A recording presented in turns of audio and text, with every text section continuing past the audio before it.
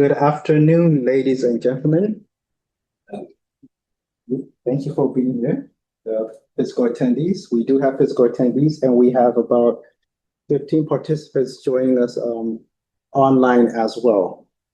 So this is a continuation of the resource data management journey, or the mini-series, you could put it that way. And what I want to point out is that this actually gets more interesting as the course actually progresses. And this is by far probably my favorite part of the section. That is the management of sensitive research data. This is when you start getting into the weeds or the meaty aspects of research data management. The core issues that we'll be covering today are data privacy, anonymization, de-identification, and one cannot obviously look at de-identification without considering the aspects of re-identification.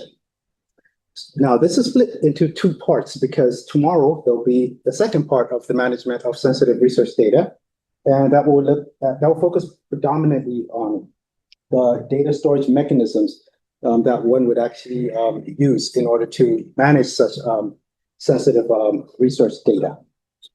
So I generally do believe that it's important to start off with a bit of a recap, because I won't take it for granted that everyone who's here today, virtually as well as physically, has attended each and every single one of the previous sessions. So I'll start off with a bit of a recap, whilst at least directing or guiding everyone into where we are today, just for the benefit of those who've missed out on one or two of the previous sessions. So the starting point that we actually need to depart from is the concept of research data management. What is research data management as a concept? Now, this is something that we've covered previously, and research data have been defined as any data collected or generated for the purpose of analysis in order to generate or validate scientific claims. And I've generally made use of this diagram here, which actually shows you the different types of files that you can actually find in terms of which you can identify research data. It takes on different forms that you can see there. Now, from this, you move on to the definition of research data. So research data management has been defined as a process which entails two things: planning for the manner in which research data will be managed during and after research projects, and secondly, controlling for the collection, processing, analysis, sharing, dissemination, curation, and reuse of research data. By the end of this mini-series, you should be able to actually recite that definition with your eyes closed, because you're here so often. Now, research data management is something that is generally encapsulated in the form of a research data management lifecycle, as you can see on the screen. And general purpose lifecycle that we've developed for the purposes of these presentations has 6 stages: data management planning, data collection, data processing and analysis, data sharing and dissemination, data curation, and the reuse of data.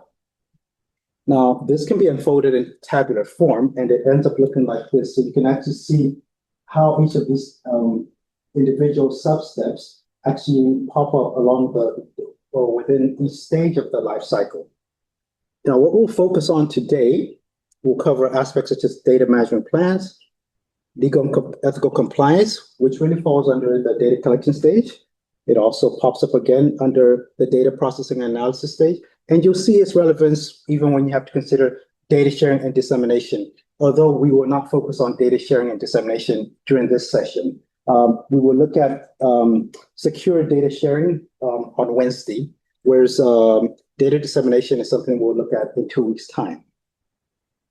So first things first, let's start by looking at the concept of privacy. Now, privacy is something that actually exists within the legal framework. It actually emanates from, or at least under South African law, from the South African Constitution, and then you actually find legislation dealing with data privacy, as well as at the common law level. But without getting into all the legal technicalities, if you want to look at what data privacy entails, you'll be looking at legal subjectivity, and a legal subject would be a natural person, a human being, or it could be a juristic person that is a synthetic entity, such as a corporation by way of example. But really, when you're looking at legal subjectivity, you're looking at natural persons. Those are legal subjects, and they have certain laws that apply to them. In this case, privacy laws apply to those legal subjects. And then you have the issues such as legal objects, that is legal objectivity, so to speak, that applies to things such as property laws. And what you need to understand is that legal subjects interact with the legal objects, and they have things such as legal rights that give rise to legal obligations. But what you really should focus on is that privacy is something that actually embodies a relationship between legal subjects interacting with various legal objects. But at the core, it's a case where, as a legal subject, you don't want someone to actually violate your data privacy laws insofar as they are encapsulated in you as a legal subject. So you want to fence that off, tell other people that you should not violate my personal right to privacy.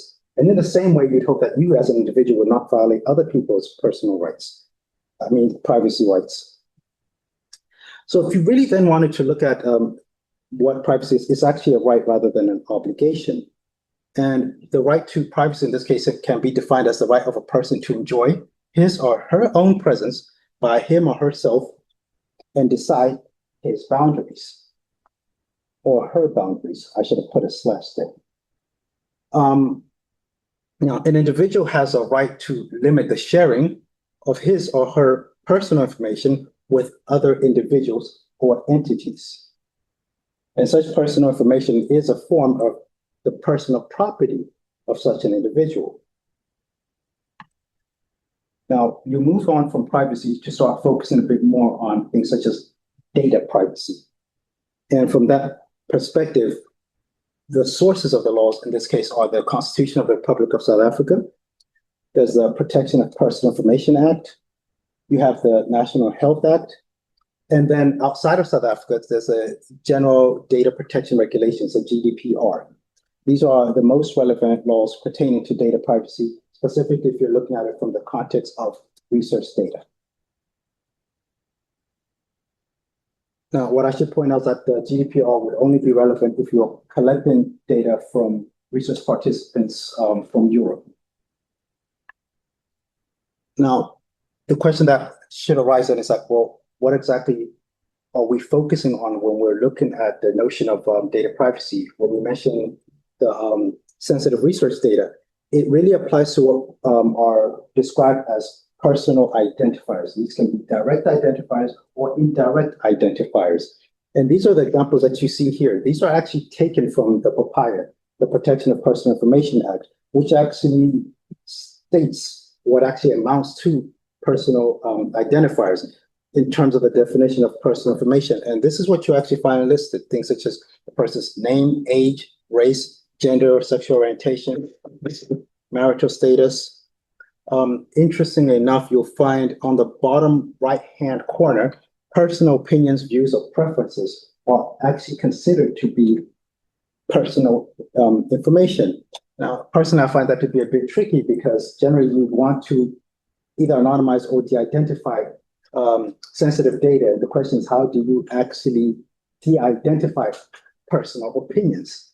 I mean, just about anything that you get from people, if you're interviewing them at least, could amount to personal opinions. But nevertheless, that is what you find in PAPIA. So if you wanted to identify personal identifiers, you can get them directly from the PAPIA. To the extent that an institution will have a policy addressing these issues, it must be in line with what is actually in the PAPIA. That is your key source in terms of what amounts to personal information within the South African context. Now, there is a cheat sheet that was developed by University of South Africa, that's USAF, so that people can actually get a bit of an introduction into the PAPIA. And it gives a bit of an outline. You can have a look at this later on after the session in terms of what you should actually stop and think about what amounts to personal information. And the core distinction between generally accepted personal information on the one hand and what's regarded as special personal information, which is a subset of personal information. It also describes what amounts to a data subject, such as students, staff, alumni, and then which kinds of activities will be affected by the PAPIA. And as you can see here, it's things such as the usage of data, the sharing of data, collection of data, the destruction, the further processing, the storage and retention, things that you would have seen that are already part of the research data management lifecycle. Provided that you're working with personal information, they would be subjected to the provisions of the papaya.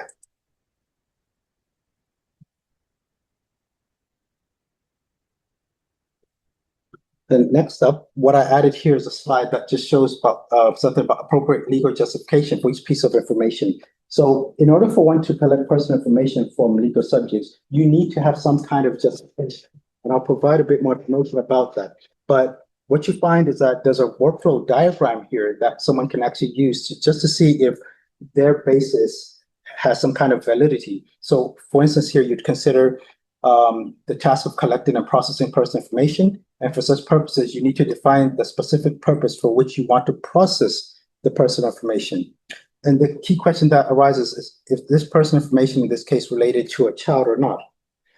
If the answer is yes, then what you'll find is that that would amount to some kind of special personal information. So in this example, I'll go with the bottom arrow and say special personal information. If the answer is yes, then the question is, does an authorization in terms of Section 27 and Section 35 apply?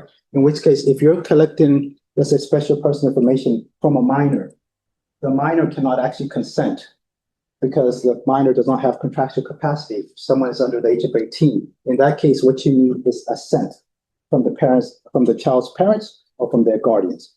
So in that case, if that thing does actually apply, then what you'll find is that you can determine whether or not your processing is justified or whether it actually needs to stop. Now, at an institutional level, what you'll find is that there's further guidance in the policies at the university relating to research pertaining to human participants. So your HREC would actually have a policy that actually allows you to actually complete an ethics application form. And in completing that form, you will actually be guided to whether or not you actually need to provide certain information. For instance, if you need to actually obtain assent from the parents, the HREC will actually give you that kind of feedback. So what I want, in stating that, I want to point out that what you see in the papaya represents the crystallization or codification of ethics principles relating to things such as data privacy. So what you'll find is that the research ethics committees already adhere to these principles. So in actually applying for ethics approval and adhering to these ethical principles, you will indirectly be complying with the stipulations of the papaya. Now, this is something you can look at in your own time as well. This is a framework that Decimas Papaya for researchers that was developed by ASAF. It stipulates when this framework applies, who it applies to, and papaya compliance for institutions, as well as how to make your research project papaya compliant. So I won't go into the nitty-gritties of this. It doesn't focus particularly on research data per se, but it's just looking at privacy as a whole. But I'll suggest that you have a look at it after this session. Now, previously I stated that if you're actually collecting research data from human participants, you need to have some kind of basis for it. And there could be several, but the ones that are most prominent when it comes, at least this is the legal basis for anything relating to the papaya. But if you're looking at it from a research perspective, your basis would generally be based on consent or legitimate interest, as opposed to vital interests, legal obligations, etc. Those may apply to other stakeholders in society, but from a research standpoint, it would generally be the first two. And you would have to collect the data, make sure you're collecting them for a purpose that supports your research and not for any other purpose. Now, the consent one, or at least means that you actually need to get some kind of consent from the human participants who are participating in your project. So this needs to be informed consent. They need to know what they're actually signing up for. And as I indicated previously, there's guidance on this coming from the HRECs at the institutional level. But essentially, you need to be upfront with regards to why you're actually collecting data from human participants. And that actually fulfills the requirements of the papaya as well. The papaya does indicate that there needs to be some informed consent. So what you see is that the research ethics and data privacy laws as embodied in the papaya are actually in sync when it comes to this point. Now, generally speaking, and this is just a template, you'd have a research consent form, and Rose does have its own standard research consent forms. You'd use an informed consent form, which you actually have to show to a research participant. They need to read that and actually make sure that they understand it, and then they consent to actually participate or agree to take part in the research project. It's very important that there be some kind of informed consent, because they're basically saying that they are allowing you to collect their personal information and to make use of it in the manner that you've described for the purposes of your research project. So they basically can agree, or they can decide not to agree and not to consent. Now, at the institutional level, I've mentioned that Rose does actually have some kind of governance documentation, and I just want to show you these documents, or at least explicitly identify them. There's a research ethics policy on research involving human participants. So at the institution level, this is the guiding document from the ethics standpoint when it comes to human research projects. And secondly, there's a protection of personal information policy. This is a policy that gives life to the PIA at the institutional level. So one will actually cover the human research ethics, and the other one focuses more on the privacy aspect, the data privacy aspect. But together they address the issues relating to the management of sensitive research data. But what I should point out is that the protection of personal information policy does not exclusively deal with research data. It deals with research as well as non-research related data. Whereas the research ethics policy will focus predominantly on, in fact, exclusively on research data. Now, when you're working with research data, the idea is that you collect personal information from research participants with personal identifiers, and you work towards removing those personal identifiers. So there are two ways of doing it. Either you will conduct research in a way from human participants in a way that does not actually obtain those identifiers, or if you do obtain them, you'll actually get rid of them or remove them. If that actually happens, that the data no longer contain any personal identifiers, then the PAPIA will no longer be applicable under such circumstances. The PAPIA only applies if the research data contain personal identifiers. So let's see how this plays out by considering the issue of anonymization, and then we'll look at de-identification afterwards. So it's really important to draw a distinction between data anonymization and data de-identification. And in the field, that what you see is that sometimes these two terms are used interchangeably. But I think it's very important to stick to the definitions that are stemming directly from the PAPIA, just so that you don't actually go off the wrong side of the track, so to speak. So if you look at what amounts to anonymous data, it is data that are collected by researchers without any identifying information and without a link to a specific participant or donor. So that is data collected from a human participant that do not actually contain any personal identifiers. And henceforth, the term anonymization is defined as the process of collecting research data from research participants which does not contain any identifying information. So, by way of example, I could conduct a survey and I could have a questionnaire. And in that questionnaire, I can ask several questions related to the research project. However, at the very beginning, I could ask for biographical information. Or in fact, I could include it as one of the questions, what is your date of birth? Can you include your address? What about your ID number? What about your credit card number, if it was actually relevant? Or I could exclude those kinds of questions. I might not ask any single question that relates to personal information or personal identifiers. So I might actually have people complete a questionnaire without even entering their name, their surname, their date of birth, if it was at Rhodes University, the degree that they're studying, the faculties, things of that nature. If I just basically tailor this as an anonymous survey, so to speak, without any personal identifiers, then from the outset, you know that this has been anonymized. I have not collected any personal identifiers.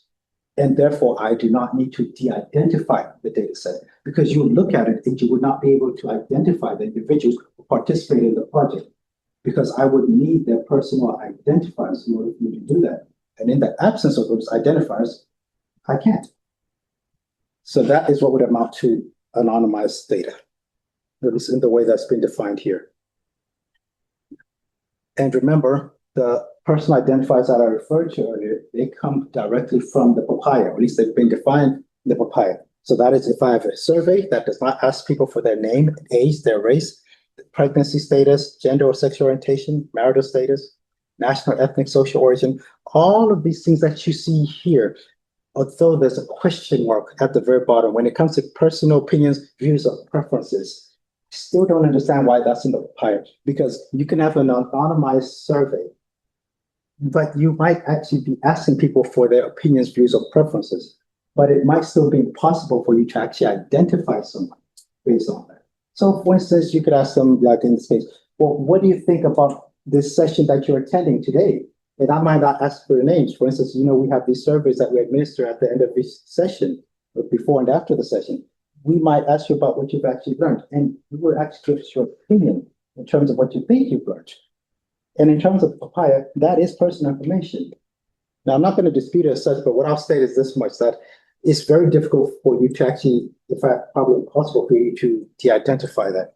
So for the purposes of this session, I would even venture as far as to say, possibly ignore that little block there. But everything else is bound to be personal information. In terms of the papaya, that does amount to personal opinions do amount to personal identifiers, but I'm not sure if from an ethics standpoint that would actually hold water. Nevertheless, the idea is if you did not actually obtain any of these identifiers, except for the personal opinions, views, and preferences, then that is data that have been anonymized. And what you need to be aware of is that you want to have anonymized data so that if someone, by any chance, happens to hack your device on which you're storing your data, it could be a computer, it could be a smartphone, even though that's not actually recommended. But if someone managed to hack into your system, and this is not impossible, then they would not be able to identify any of the research participants who participated in the research project due to the absence of personal identifiers. Now, what about de-identification then? Because I'm drawing this distinction between anonymization and de-identification.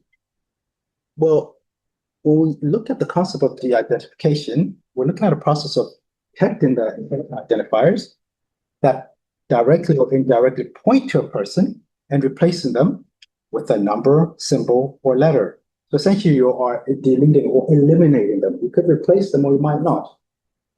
And in that case, by way of example, if you replace them, you could have a key that exists to decipher the code, allowing linkage of the code to a specific individual. Now, I think this part is actually particularly important. It doesn't apply to every single aspect of de-identification. You're not always going to have a key that can actually be deciphered.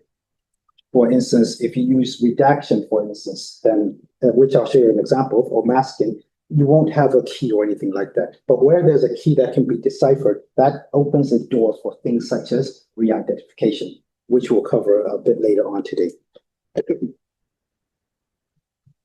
Now, there's a conceptual 5-level model of the identifiability continuum that I want you to keep in mind. And I think this is a very good diagram or image to actually make use of, because last week there was a very interesting question about the utility of the research data.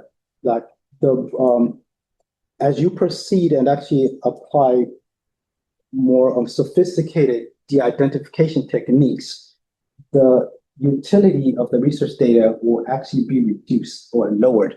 And the question is, does that not render the research data unusable at the end of the day? And does that conflict that actually generally arises? So if you look at this continuum, what you'll find is that if you apply greater effort, cost, time, and skill to identify, essentially more sophisticated techniques of data identification, you would move from data that are readily identifiable as level 1 to data that are masked, then exposed data. Then you have managed data level 4, and you can have aggregated data. At that stage, the utility is at its lowest. However, there's the risk of re-identification would have actually been reduced greatly at level 5. Whereas if you're at level 1, what you'll find is that you wouldn't have applied any of the great sophistication, any sophisticated methods of data de-identification. Level 1 is where the data can actually be re-identified very easily. In fact, they're not at all level 1. At level 2, you find that you're reducing the re-identification risk, so to speak. But at the same time, the data actually have the greatest utility at level 1. So there is that trade-off there. Do you find a balance at level 3 or level 2? It's really one thing. I wouldn't say that there's a rule of thumb for it, but it's fairly obvious. You shouldn't just leave it at level 1 simply because you can reuse the data there. You'd have to find a certain de-identification technique that actually allows you to reduce or possibly eliminate the re-identification risk, whilst also retaining the utility of the research data. Now, that then raises the question, well, what kind of data de-identification techniques should I use as a researcher? Now, there's several, but what you'll find is that I will cover about 4 of them, broadly speaking. First one will be deletion or redaction. Then we'll have the use of pseudonyms. Thirdly, we'll look at statistical noise that can be introduced to the research data sets. And then finally, aggregation. And I'll show you with an example that will repeat, that will make minor modifications to it, so you can see how this data set can be transformed based on the different type of data identification technique that you use. So this is the original data set that you see here. So I've got the names, the DOB is the date of birth, zip code, which is equivalent of a postal code, the gender, the race, and then the diagnosis. So you can get a bit of an idea what this data set is actually about. It's related to some kind of, this is a health-related data set. It has diagnosis for some kind of medical conditions that these individuals would be suffering from. And you have their races there, their genders, where they live, when they were born, so their ages, and their names. This is clearly identifiable. That is level 1. Now, if you wanted to apply the first type of data de-identification method, deletion, you could delete the names. Now, I did that a bit fast. I'm not sure if you all noticed that. It looks almost like a magic trick. So I'll go back again. This is the original data set. So all I've done is I've deleted the names. The names are gone. All you have now are dates of birth, zip codes, gender, race, diagnosis. Now, in terms of the utility of the data set, you might say, well, we still have the diagnosis, we have the race. Maybe we really didn't need to know the names, but for the purposes of knowing, let's say, what leads to congestive heart failure, we probably try to see the correlation between the condition and race, or between a correlation between the condition and gender, or maybe even a correlation between congestive heart failure and where people are actually residing. I don't know if you really try to see if there's a correlation between the date of birth and the actual condition, but who knows? Now, a different type of data identification that you can, and by the way, you could apply this to just about any of these other fields. For instance, you could decide to delete the race and the names, or the date of birth as well, but you can clearly start seeing that you'll start losing the data lose their utility. But this type of technique gives you a bit of control in terms of what you choose to keep and what you actually eliminate, so that you have some kind of control in terms of the utility of the data. You don't just delete everything. And this is fairly simple in the sense that there are only 6 columns here. You can be working with a data set that has many more columns, many more data points, so to speak. Now, another mechanism you can use is redaction. And in this case, you can see we just added the black blocks blocking out the names, but everything else remains the same. So similar to the deletion part. Now, someone could probably obtain this some kind of software, and then they can reverse this process, and they can actually see the names, as opposed to the names are just simply deleted. So that is a bit of a re-identification risk that does exist there. But once again, everything that I've stated about the utility of the data remains the same. So, well, you can decide, well, let's use pseudonyms instead. So what you do is, and I'm only working with the names just for example purposes. You could change the names so that you have the first research participant's name replaces name 1, then the second will be name 2, and then name 3 for the third one. You could have had something like subject 1, subject 2, subject 3, or participant 1, participant 2, participant 3. But all the other personal identifiers remain the same. The key thing that I want you to obtain from this, though, is that you have the ability to do this for things such as the race, or maybe even, I'm not sure about the date of birth. Ranges would actually make more sense. What kind of pseudonyms would you use for gender? It wouldn't really apply to race or gender. The pseudonyms are actually, just to backtrack, the pseudonyms are really applicable to the names. And you'd actually, this is something that could be reverse engineered if you don't do it properly. But you can apply to the names as well. That's what I want to point out, or the name specifically. The third technique that you could use would be the introduction of statistical noise. Now, I'm not sure if it's fairly obvious there, because you see that the names are still highlighted. So what you have here is a combination of pseudonyms plus the introduction of statistical noise. So what I'll do is I'll take a step back and I'll go back again. So it looks almost like a magic trick. Spot the change here. I don't know if anyone spotted that. Did you see what actually changed there? Sorry? Correct. The date of birth is what actually changed. So we introduced some statistical noise there. Instead of being very specific and pinpointing the specific date, month, and year, the date of birth, we've actually used date ranges. So for the first participant who was born, in this case, on the 1st of January, 1970, you'll see that we've got the range there indicating that that person age between 50 and 60. The second person's between 40 and 50, and the third participant between 30 and 40. Now that makes it harder to actually identify those research participants. So the introduction of statistical noise is something that can actually be used there. And you can see that the data actually do still retain some kind of utility, because the question is, would you really need to know the ages of the dates of birth of those individuals? And this is something that I mentioned when the question was initially asked. I said, you might be able to use date ranges. That is the introduction of statistical noise. Now, the last example, or at least last type of data de-identification technique I'm going to show you is called aggregation. And aggregation is really at the highest level, level 5, where the risk of re-identification is at its lowest. However, the utility of the data have also been reduced dramatically. So if you look at the data set that we have here, there were 3 participants. One of them is female, 2 of them are males. So you can it's almost like an extreme summary of that data set. But you can clearly see that the data set has lost its utility, because if this is a health-related data set, and all you can tell we have 3 patients, 1 female, 2 male, it states nothing about the medical conditions that they may be suffering from, which we saw previously, such as pneumonia, Addison's disease, and congestive heart failure. So this might actually be an extreme example. You might not want to go this far for this type of research. It might be applicable in other types of research data sets where you will not actually lose much information. That's why I say you really have to look at that trade-off. Sometimes it is very context specific. Within the context of this example, it is too extreme. You won't be able to get much from this data set. However, no one can hack into this system and steal any personal identifiers. So, but it's like, yeah, but it defeats the purpose. The purpose is not just prevent people from stealing the personal information. You also want to be able to use the data during your research project.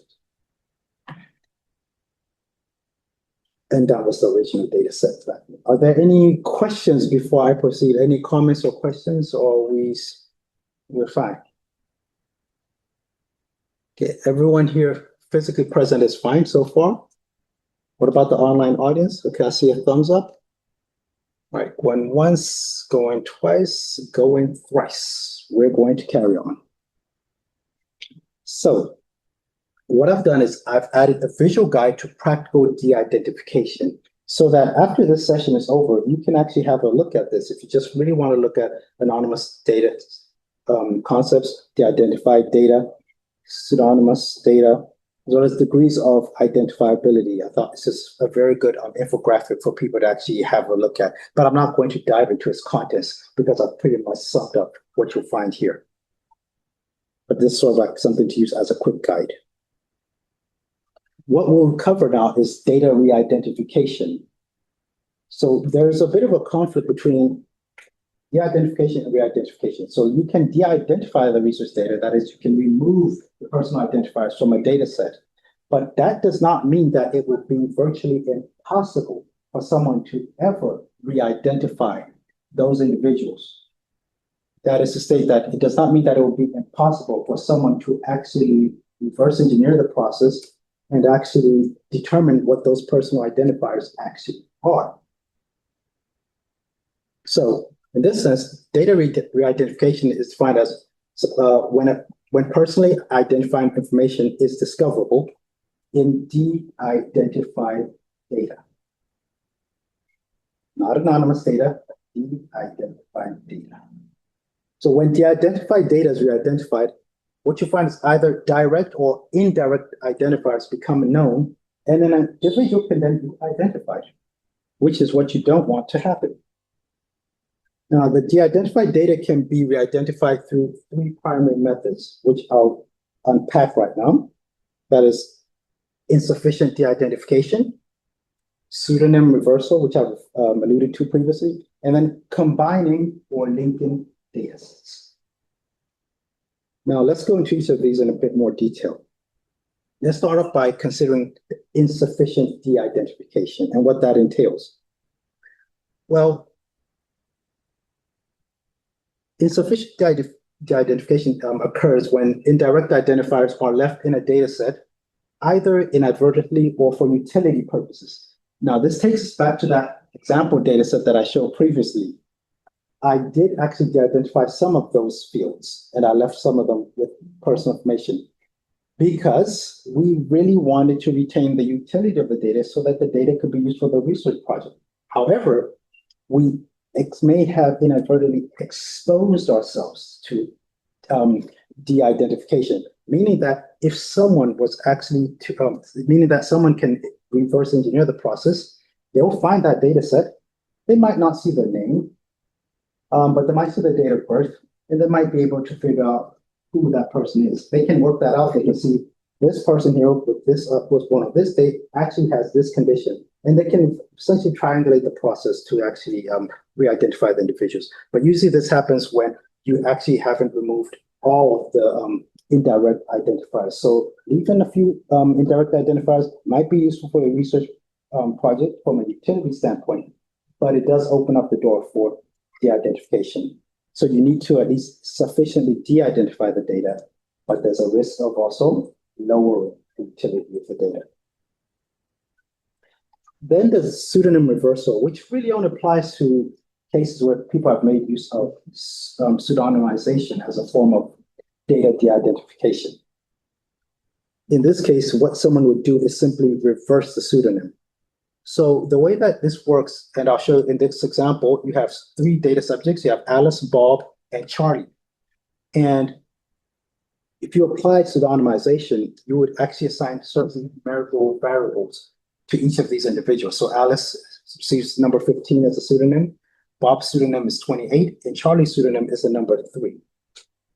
But if someone can actually work out that Alice's pseudonym is number 15, and they figure out the algorithm that was actually used to arrive at that number, and they work out that Bob's number is 28, or rather they work out that 28 stands for Bob, 15 is for Alice, 3 is for Charlie, and they've cracked that algorithm, then essentially they'll identify all three of these people.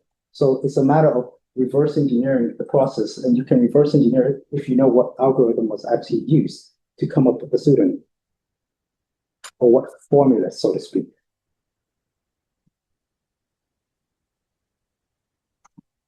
Then lastly, there's combination or linking of data sets.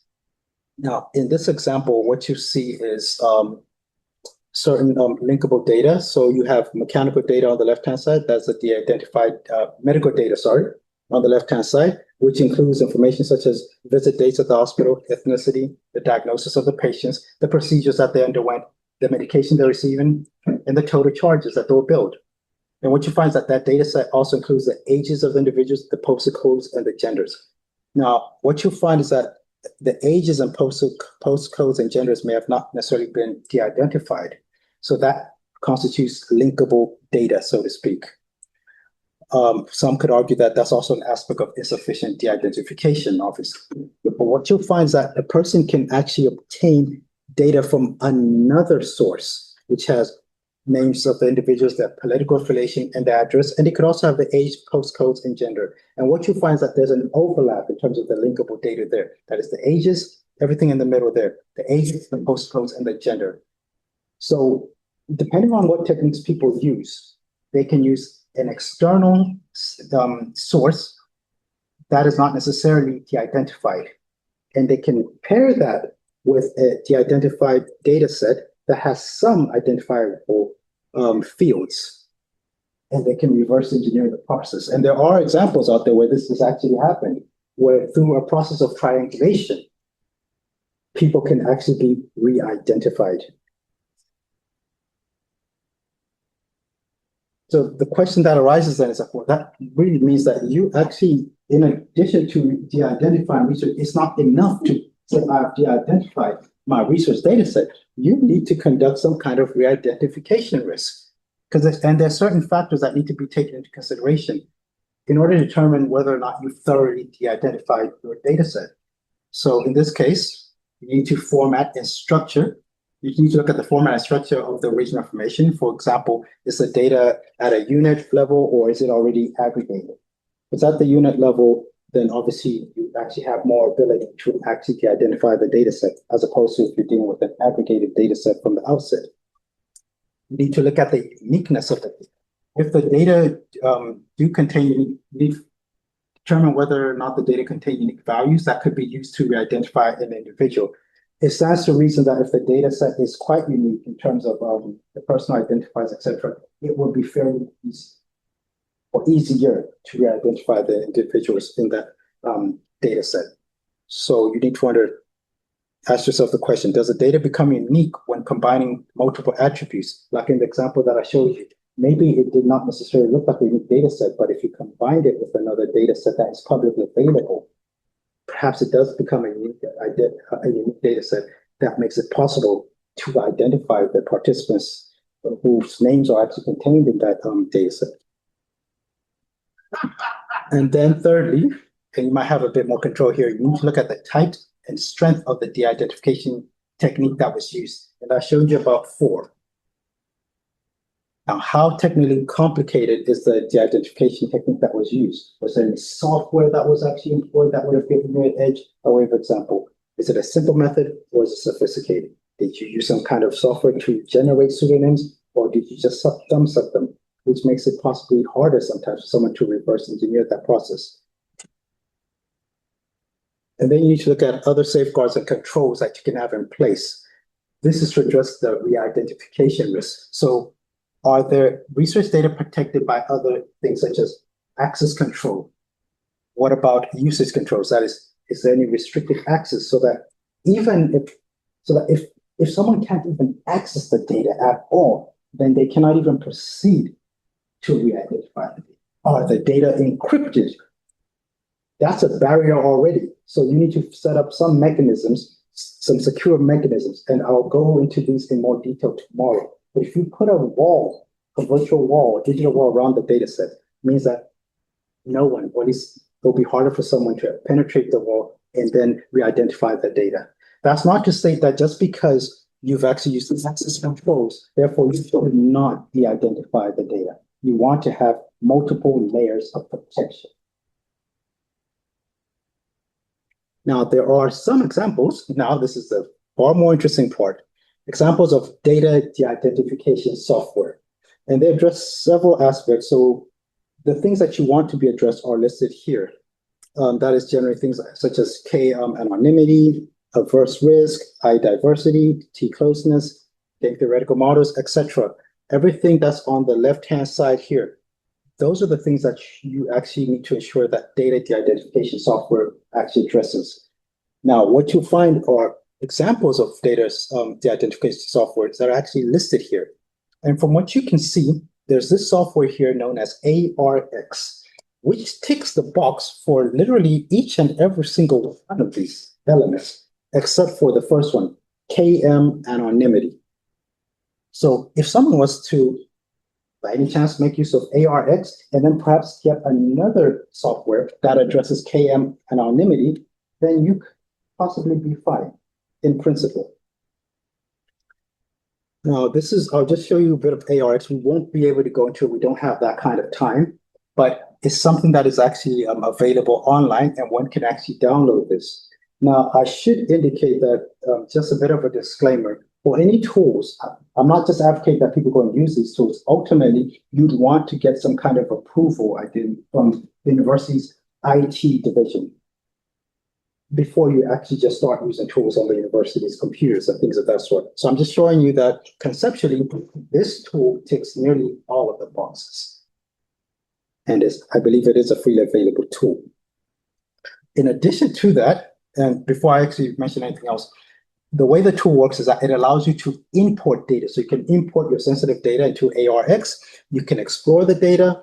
You can define the transformation models and the privacy models and define the coding models. Essentially, you can set the parameters and then you can proceed to de-identify the data. So you set the parameters by basically identifying which fields you actually want, or which person identifies you want to be de-identified. So you tell the software, I want A, B, C, D to be de-identified. I want the date of birth de-identified, maybe not the medical diagnosis, but I want the names to be de-identified. I want the location, the zip code de-identified.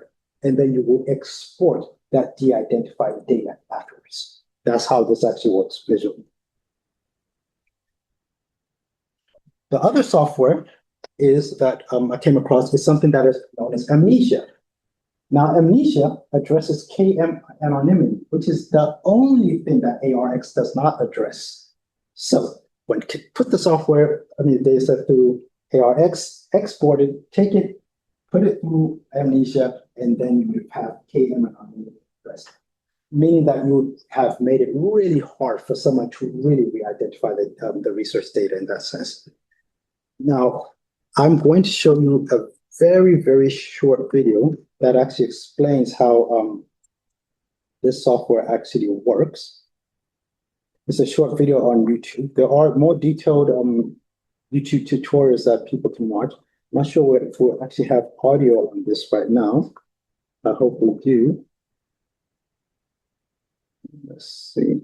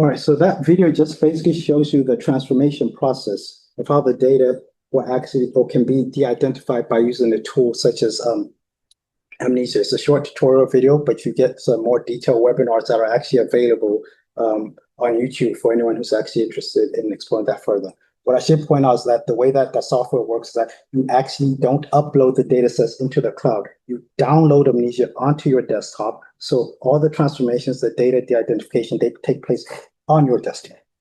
That's something I feel that I should highlight. Now, going forward, what I want to point out is that the identification aspects, the data privacy aspects, these are things that you'd want to address during the data management planning phase. So last week, we obviously went through what data management planning is in terms of how you'd create a data management plan as a document that indicated how you planned on managing your data during and after a research project. And this is something that would be in line with what are known as the core requirements of a data management plan. And I did indicate that the management of data has to be in line with what are known as the fair data principles, ensuring that the data are findable, accessible, interoperable, and reusable. And I indicated that there's some overlap between or at least a connection between these fair data principles and the core requirements of a data management plan. And it's important to note that you want the data to be open and fair, but also closed and fair if that is necessary. So as open as possible, as closed as necessary. So for the purposes of the sensitive data that we're dealing with today, you'd actually be looking at the data that are at the bottom right-hand corner, the data that should be fair but closed. Now, if you look at the fair data principles here and the connection between the core requirements, what you'll find is that you could use DMP software in order to create a data management plan that allows you to actually stipulate of how you manage to address the management of such sensitive data. And here are the examples of different software that you can use. But last week, I recommended that we use Fair Wizard. That looks like this, because Fair Wizard would allow you to complete a smart form, you answer a couple of questions, and it will generate certain graphs at the end of the project, as well as metrics. You could even add a privacy matrix for argument's sake.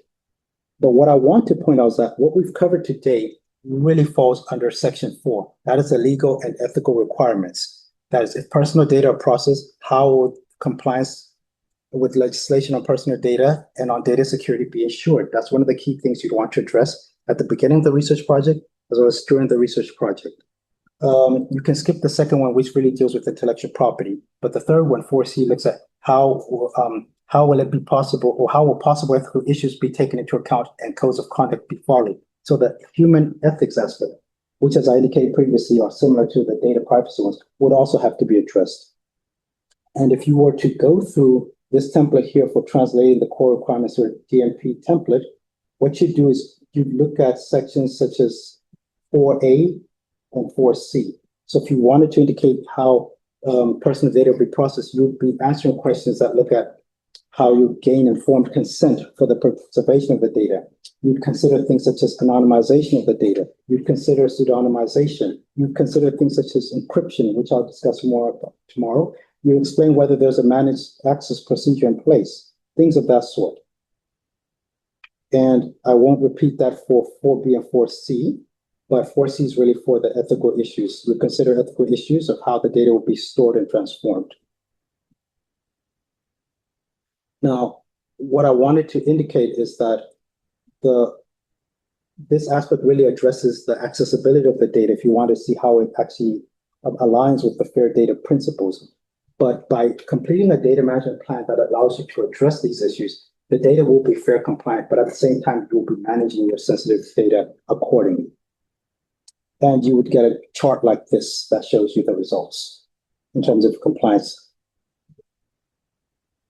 Now, I'm not going to be able to show you a practical demonstration now due to the time constraints. But for those of you who were here and have the link, you can actually just go to 4C as well as 4A, and you can actually complete those questions. Toby, if we can share the link within the group on the chat section, then anyone would actually be able to click it and they can visit the DMP and they can actually answer those questions, such as it takes the form of a multiple choice questionnaire. I'm just cognizant of the time. How much time do we have? I see that it's 29 past, but we started at 28 minutes to. So what I'll do is I'll just wrap up here, and then maybe in a minute I can just dash through that so that people can actually see what I mean. But what I wanted to point out is that if you want more information about research data management, you can have a look at our library guide here. You can play the research data management adventure game, which is level 2, which does deal with ethics as well as data privacy, and how the process of looking for consent or bypassing consent actually plays out in a research project. We do have support services in place that provide support to for RDM at the university, where we can review data management plans, we do manage data curation. But for the purposes of a session like this, the most relevant ones will be related training sessions, as well as consultations if you need some assistance or guidance with the management of your sensitive research data. And if you want to contact Toby and I, here are our contact details, and this information has been shared, so you can definitely reach out to us. But what I want to do before I go into this questions section, if there are any questions, to just quickly show you, this is the data management plan. And I'll just answer 4A, for instance. If your project involves personal data, which methods will be used to ensure compliance with data protection legislation? That is the POPIA, the GDPR, and secure long-term ethical reuse. So you pick here whether you obtain explicit informed consent, or whether your consent document explicitly covers how long the data will be retained, etc. It can indicate whether you will create a managed access procedure, or it can indicate where informed consent is not applicable. You will ensure that legitimate interests is actually applicable. So remember, you can either rely on informed consent or legitimate interest. So the DMP allows you to actually answer any of these questions. So 4A, 4B, 4C. If anyone wants to see these questions to get an idea of what they would actually take into consideration, the link has been shared. Anyone can actually log in, and you can actually just play around with these answers, but you will not be able to export an actual DMP. That's something I should actually highlight. That being stated, are there any questions relating to this presentation and what we actually covered?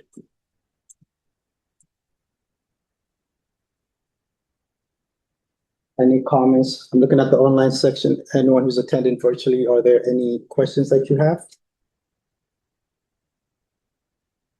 Oh, someone asked, there are some questions. Someone asked, do we have access to Amnesia or similar platform? Well, these are tools. You can download Amnesia online. So it's a freely available tool that anyone can download onto their desktop. So we do not have an institutional license per se. And the same applies to ARX. Now, I say this with a disclaimer in the sense that these are not necessarily tools that have actually received, let's say, the blessing or approval of the institutional IT division. And it might make more sense to actually have these vetted by the IT division at the university before they are extensively marketed widely at the institution. But I just wanted to show you conceptually that these are the tools that tick the boxes when it comes to data de-identification. So I hope that answers your question, Shlomi.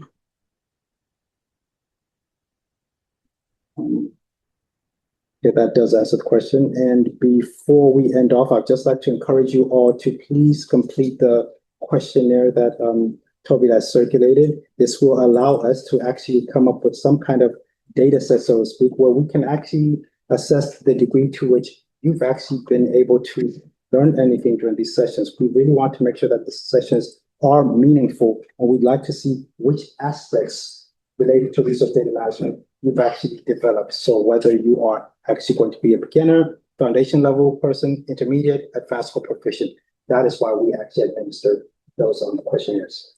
And there are no other questions or comments, then I will bring this session to an end.